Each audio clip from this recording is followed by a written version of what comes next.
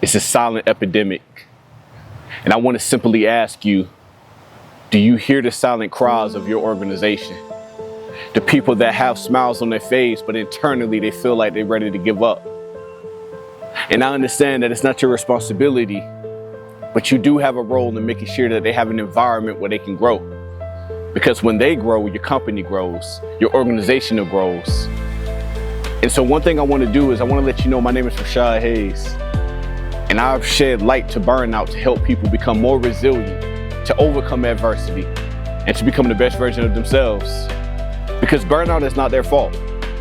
We live in a culture that punishes rest, but rewards overload. We live in a culture that sees the significance of grind, but what happens when you have nothing left to grind? What happens when you have nothing left to give? You begin to have emotional exhaustion. You begin to stop caring about your work. And that stops here. Together, we're going to end burnout, but I need your help. Mr. Rogers always made sure he knew, or I knew he cared. There was no hesitation. It's on you, because you all are a direct reflection of what these other students are going to tell other students that may want to come here.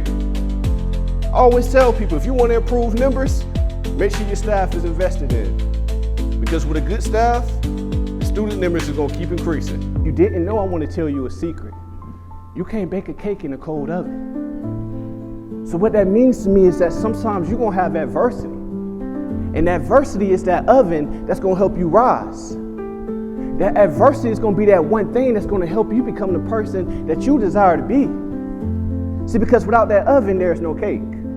Because something has to mix these ingredients together. So when you see cake, most people just see the final product. They don't see when you go home, you're sad. When you go home, you burned out because you're a social worker by day, but then you're super mom or super dad by night. I want to ask if there's anybody that's bold enough and vulnerable enough to stand up and say, hey, I can't tell you the last time I felt seen. Is there anyone in this room? Can I get you to come down for me? I got something special for you. I see you. I value you. And don't worry about what they don't see, because the people you serve see it. And I don't care who judges you. I don't care who's not supporting you. I am counting on you, because I can't save this world by myself. And I'm so glad that you had the courage to not only stand up, but to walk up here in the front. Because I know you're not the only one, but everybody else is worried about what everybody else is going to say. So I want to let you know, I'm proud of you. Thank you.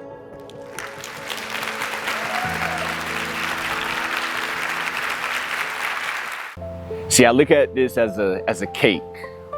We are all individuals that bring an ingredient that makes the culture special. And so I come in and I make sure that you realize how special your ingredient is. Because without you, the cake wouldn't exist. And so you may be wondering, who do I serve? Healthcare professionals, human service professionals, and colleges and universities. Because it is my job, my mission, to serve those that serve others. It's about how do you show up for yourself.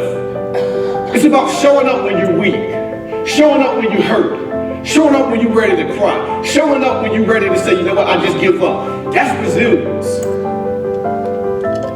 And you know, most people, when they don't go through this, the first thing they say is, oh, you're so strong. Oh my goodness, I could never. But yeah, we're the ones going through it.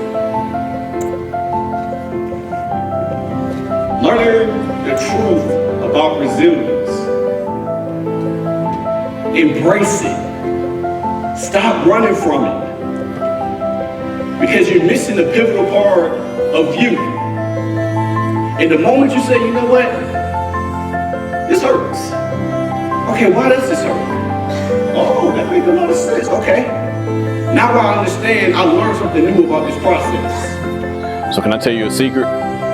Burnout is not the problem. It's just a symptom. But my solution to solving this symptom of burnout is authenticity.